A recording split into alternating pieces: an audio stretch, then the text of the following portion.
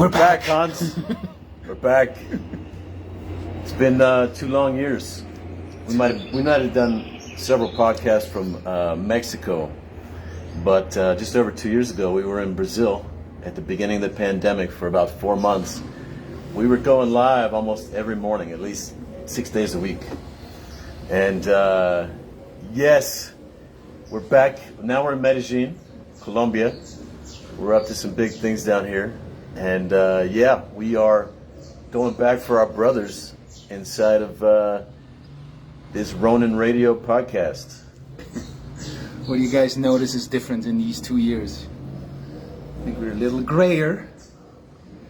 And the reason we're doing it is because we came to Medellín to work together and prepare a live event at the end of September. And so leading up to that and leading up because of the content of it, we want to do these again and work our way up to the live event. Yeah, and I've missed these ever since then.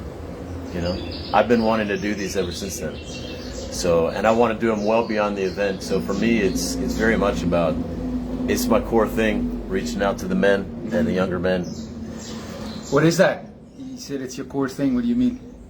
It's why I'm here. I feel it's my deeper purpose. You know. To do what? Go back for my brothers. You know, to call men together and to rise up and to. Yeah, I feel there's a deep longing in most, especially Western men, a deep loneliness, a deep missing, and it gets covered over by addictions and ways that we just accept. Well, this is how life is, but there's a deep longing and a loneliness inside of the hearts of, I would say, most Western men. What are they missing? And what are they missing? And who are your brothers? I'll talk about that. I just want to let everyone know that on today's call, we're going to talk about something that's I hear a lot today with men and men who are involved in men's work and leadership work, and that is a bias against feeling. So men who would be dominant or who would be leaders of their people or leaders of their relationship, there's this mantra that you should not be in your feelings, and that if you are, people won't respect you, she won't respect you, and you'll basically be being the submissive or the follower. And they're missing one key feeling in particular that calls men to greatness, well beyond any victimhood and feelings. We're going to talk about it's like if you look at the past couple of decennia, then men were not allowed to feel, I would say, a couple of 10 years ago or a couple of decennia ago. Decades. And then men are allowed to feel, but it's never been seen as a part of leadership. It's really like, okay, you're allowed to feel, it's good to feel, but it's not seen as a part of leadership or even a pivotal part of it. That's interesting to me. Well, I had a very strong bias against emotions myself, and you know, many of the greatest contributions to my leadership over the years have actually come through women, and I had this very strong bias against emotions because mainly when you're going from boy to man, what you're trying to do is leave any of the victimhood behind you, you know, leave any of the, you know, complaining, needing someone else, needing mama, daddy to solve things others for you. And so it is a very positive thing when you're going often, I think, from, let's say, teenager to warrior, or to you know, going out in the world on your own and almost instinctually not giving these feelings much credence, not letting them guide you. And however, there is a lot of great wisdom and leadership potential available in having great facility with your feelings. So I don't know if you want to go back to what you were asking me about before, but yeah, you said, I feel it's the core of what I do to go back for my brothers, and there's a big missing in men, and there are two open loops in a way for me. Who are your brothers? Are they your real brothers, or who you see as your brothers? And what is that missing? well, my real brothers do have a stronger pull for me. I think that would be obvious, but and there are men I know who I feel like brothers in a way, but I very much do feel this kinship to all men, you know, or men in general, and yeah, I see the plight that so many are in, and I see men like Jordan Peterson, the impact he's had on these young men, and I just see so many of these young men don't have elders, don't have brothers, don't have a connection to a role of honor for their people, don't have the kind of things I had when I was growing up. Elders, brothers, honor, you said. Is that what's the missing is? Or is that the same thing? Are they connected? As far as this longing? Yes. Yeah, think about how the life of most men since the dawn of human history, men were together almost all the time. Yes.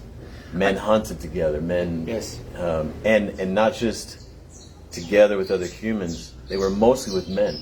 Yes. And so all of a sudden, to be in a world where we're lacking this, it's this natural, biological, deep ancestral expectation that we have this, not just connection, because we're, as humans in today's world, I think, missing so much connection on so many different levels. Yes. Separated from nature and so many other things. But we're separated from brotherhood. Yeah, I think through the work, I see that a lot of the issues that men think they have, are solved not necessarily by content or information or a how-to, but really by being with men among men. And that is both brotherhood, but that is also like the ability to have access to elders and have the respect for elders that could help you on your pathway, you know. So I see the real missing is men among men, which is brotherhood, seeing each other, which is elders, which is also, you know, locker room talk, which is also the honor, you know, because there's competition and there's honor available in men among men, and I think that's a huge missing. And I didn't know it either, you know. I felt a missing, a yearning, and I didn't know what it was, you know. And I could feel I wanted to do things, you know, together with other men. You know, I just want to do it together, you know. I want to create. And then as you grow in alliance, or you meet great friends, or, you know, you see that's what it is. That's what you really yearn for as a man, you know. And unless you experience it, there's a kind of missing that I didn't know what it was. And growing up in America, if you didn't grow up like inside of a big family, or inside of a patriarchal family, and inside of maybe religion that was in a lot of ways had a lot of connection amongst men in a more sacred way, I imagine that a lot of men today, like you can get around other guys, but still be in that missing, still be alone, you know, and still have that longing. But even that is good. So let me ask you this: what's the difference being men among men and then having brotherhood? Okay, meaning just to be with men and then what makes it into a brotherhood or an alliance where the missing is fulfilled. And I'm saying because we're here in Medellín, and we're working with 3 other men, and we're having a warrior alliance, you know. And so we come together and we share our ambitions, our game that we want to play, the victories we go for. We gather, we do ice baths, we talk, we hold each other accountable, and it's fantastic, you know. Just the way just to be out there. I remember we were out there and we were having some drinks and some food, and we're among men, you know, and it's just great. And there was another table of only girls, and you could see the attractiveness of us, you know, just being men among men. Anyway, that is a great. There are 5 random men, okay, and that well, alone. Not so random. Okay, yes. We all answered a call to be part of a warrior alliance, okay. and okay. Yeah. So which goes to the. I want to. You asked a question yes, a little okay. bit ago, and it's. You know, what's the difference between just men and brothers? I want to say first, I would say most men are not men, you know, and most older men are not elders. So, you know, you could have had a group of guys there at that restaurant, but they're not going to challenge each other. They're not going to call each other out. They're not going to rise to the challenge. They're not going to confront each other in that way and really stand for each other and kind of hold that high bar of pushing each other to greatness. And there's that quality that you have maybe more in a group of military brothers who are all in the same fight together, and you know you're in the foxhole together, and you're risking your lives for each other. Like that's brotherhood, you know. But I think that so many men today, they're missing that quality of who they could really be as a brother for other men. Yes. As an elder for younger men. Yes. And just as a man for themselves in their life at a greater level. And the missing is deep.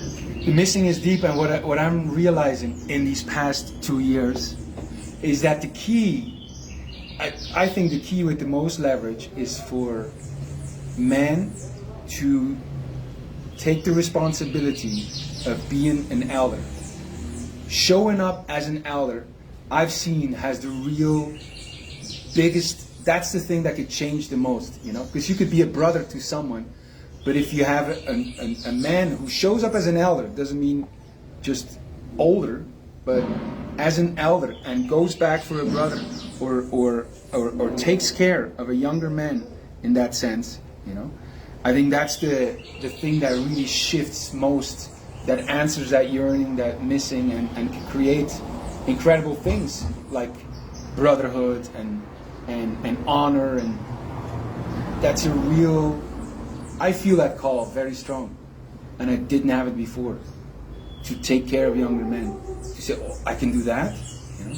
Wow, and you see the effect of it. And a lot of the work I do is just being an elder for them. Yes. You know, and they could be older than me. Yes. You know? And just wow. Okay, you show up. And that way. there's a lot of honor in that. Yes. There's a lot of Yes. You know. So, yes, and what we mean by being an elder, you know, this is also, there's walls against this in our culture, in Western culture, especially American culture, is kind of like the hyper-Western culture, which so many other countries tend to be emulating. Yeah.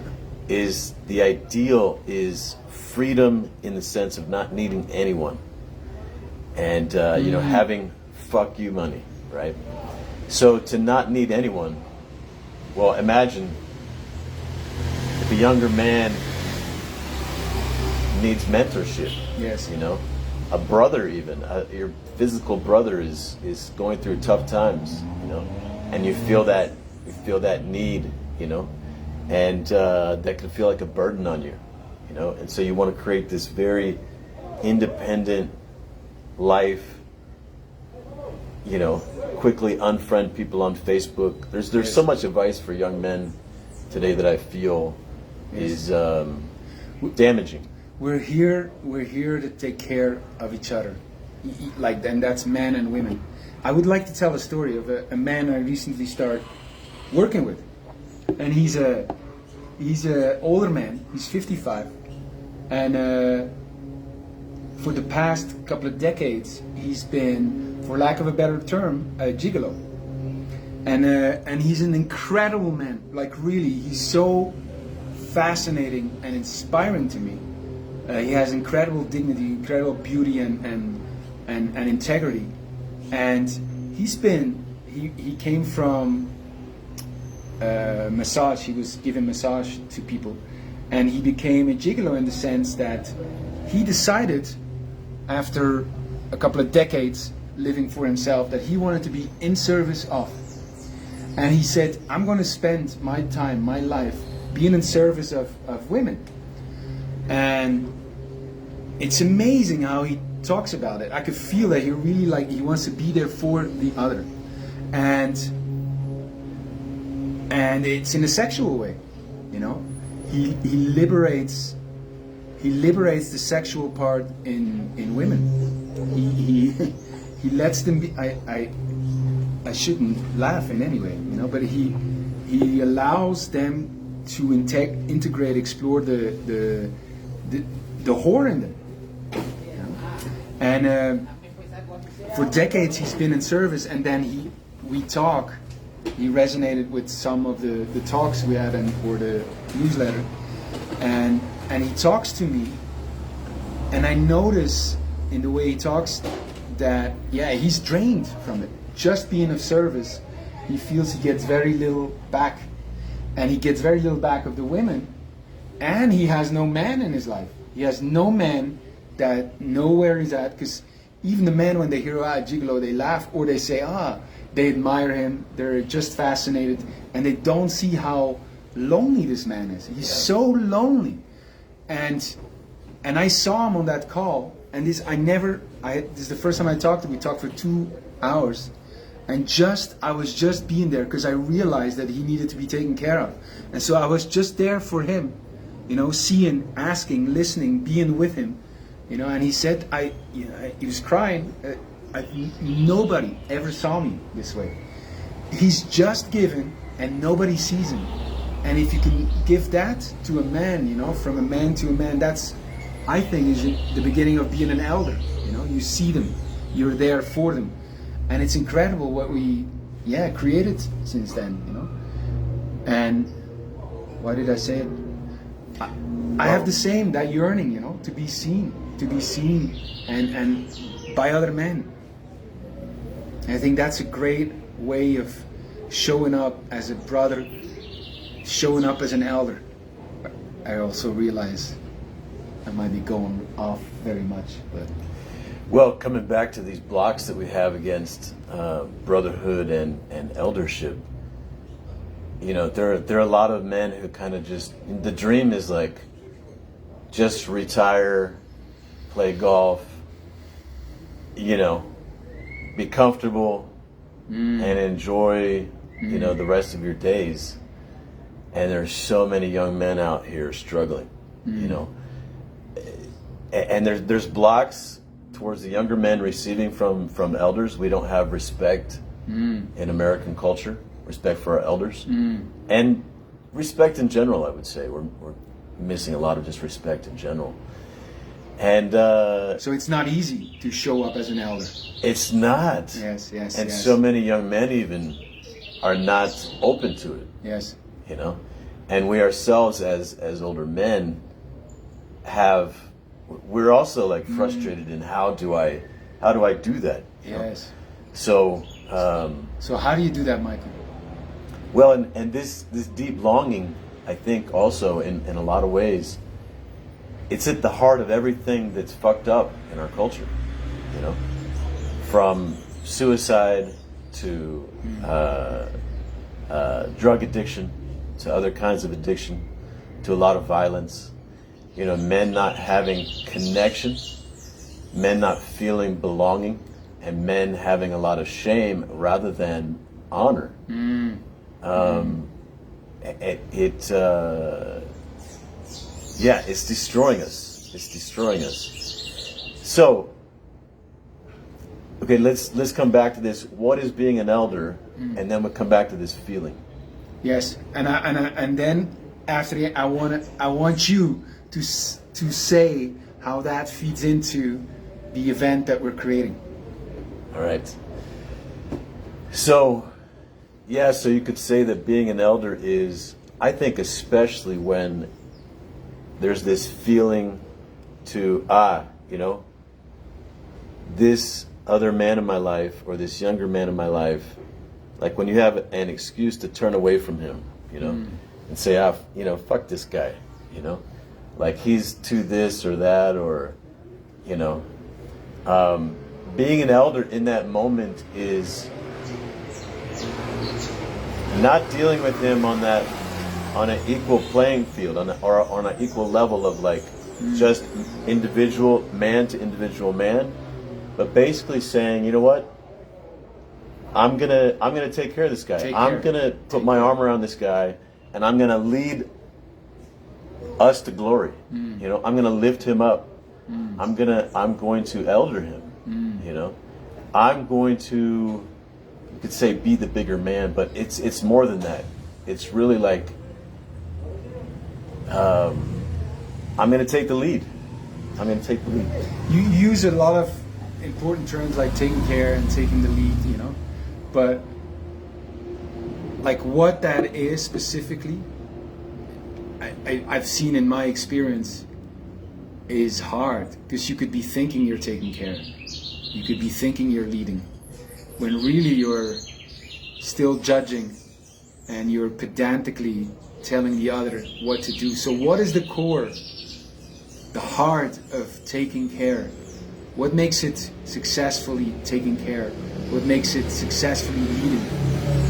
This is a great segue. It's a great segue into this feeling that I've touched on a few times. And it's a feeling I call honor. And so all judgment, all fear, all shame, all guilt, all resistance and doubt, all these things can be transmuted into this powerful feeling that occurs like a call from your soul to rise up and to lead. And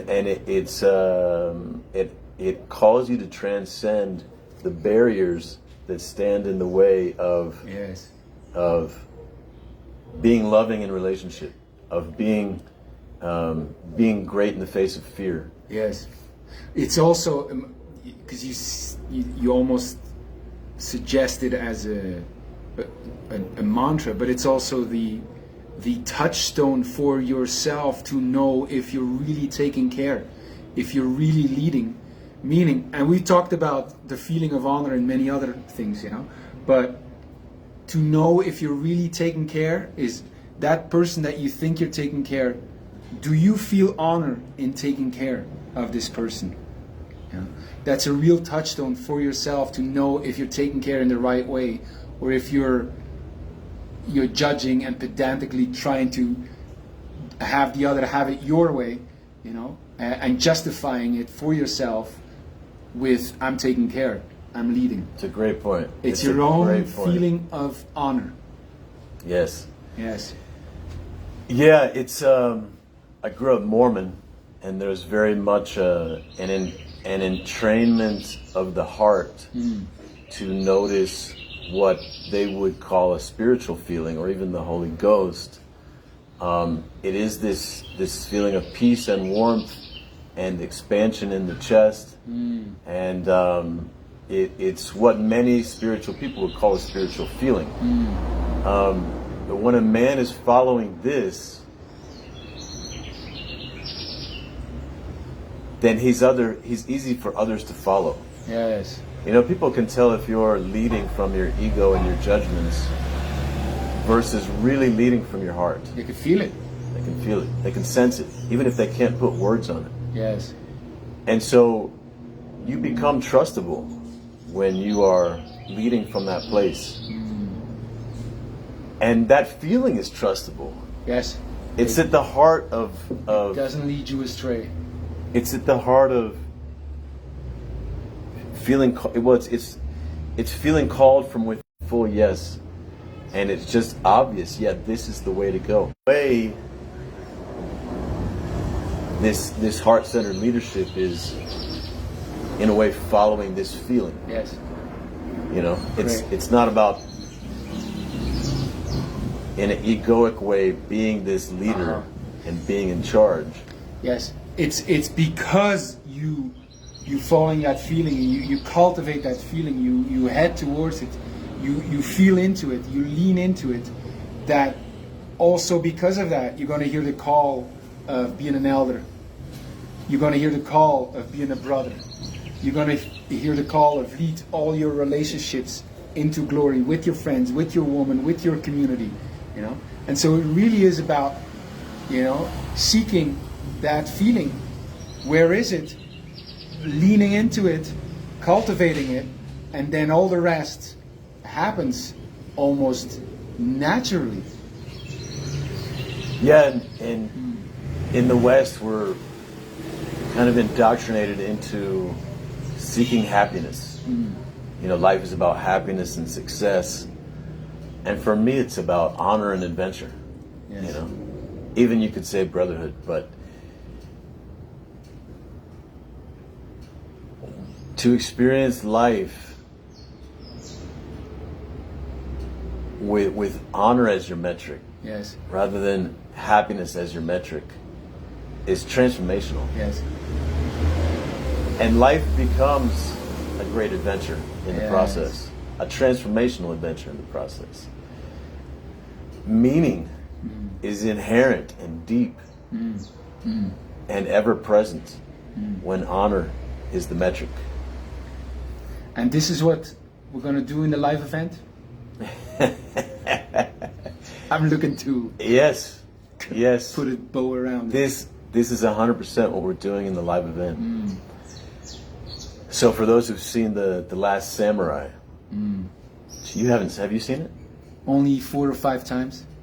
Have you? Okay. He asks me this every time. Oh, there's so many great movies you haven't seen, so I forget which ones you have. Rocky. A few others. You haven't seen The Matrix, right? I did. Okay. Anyway, Star Wars. The Last Samurai, whether you like or dislike Hollywood movies or It's a great movie. or Tom Cruise or whatever, you know, it is kind of a little awkward that, like, the Last Samurai, you know, this great, proud, indigenous people, he is the last samurai, this white dude, you know. Actually, no.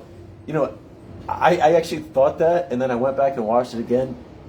There's another dude who is actually the last samurai.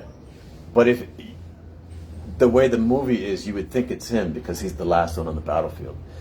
And all the other Japanese surround him in a circle and kind of like bow down to him. Nevertheless, you know, I do have some.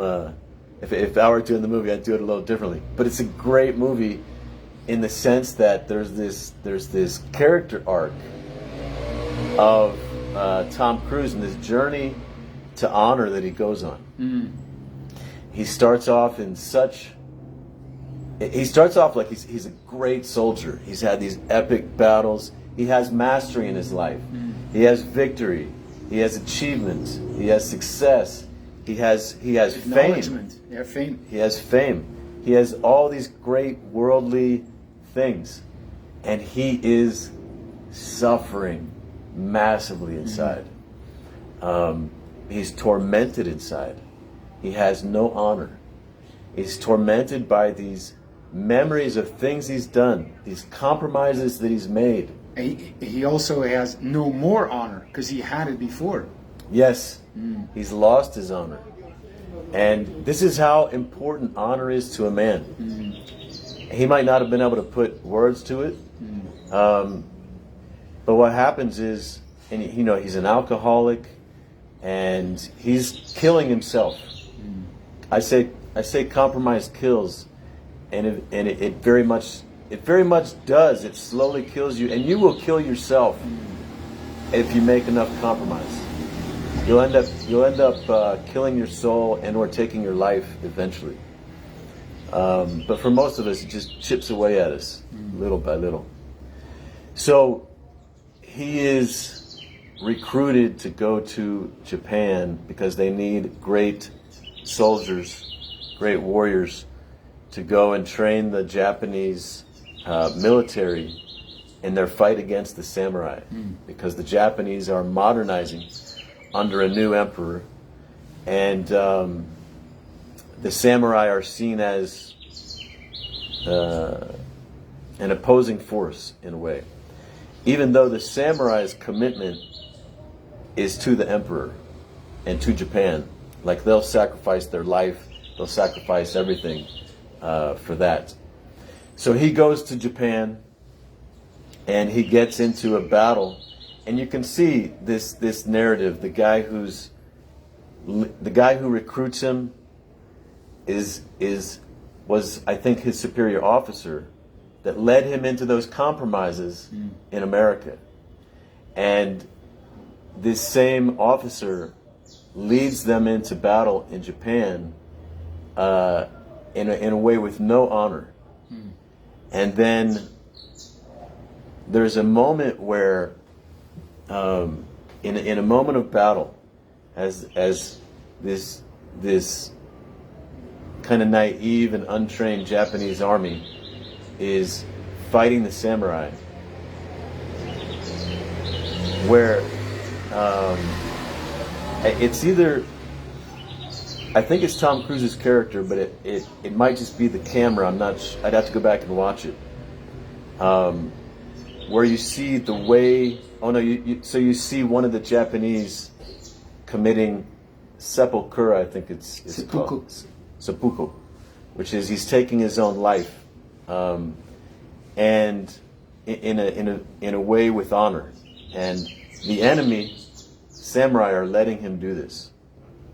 And it kind of stuns him and puzzles him. You know, he's seeing something there that's he sees he's it. in awe. He's going back. He's passing with the horse, and he sees it. You know, they're in the forest, and as he's stumbling by, you know, he sees that, and he go past the tree, and yeah, it's great. So then he gets taken hostage into the mountains, and he lives with the samurai for a season.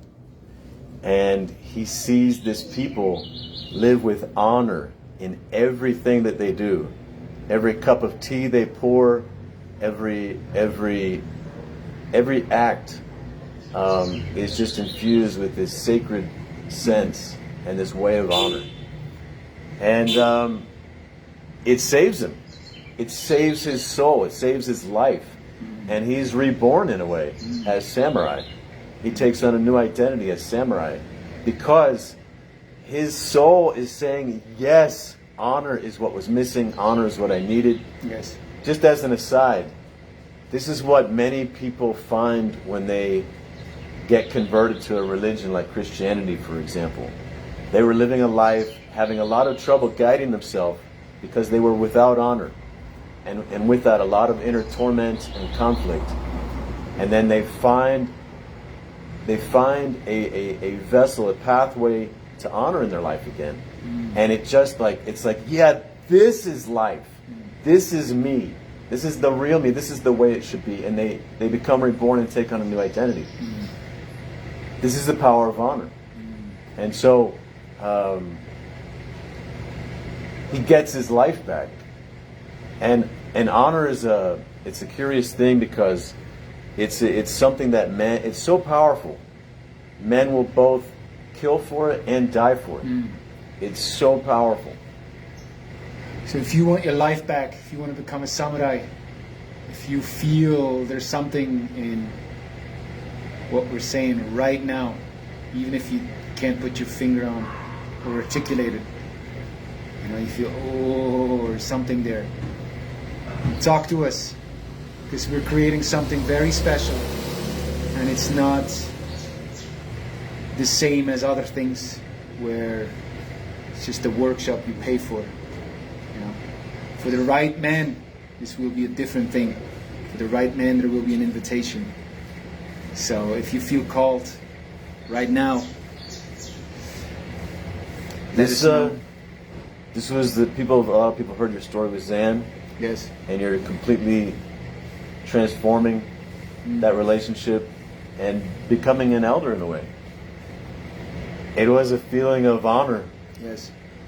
That moved that. You know? It is an incredible force, you know, and when you know how to use it and how to feel it and use it in your relationships, it's miracle work. You know, I've seen it with Zan and with ex-girlfriends, with my father, the father of ex-girlfriends.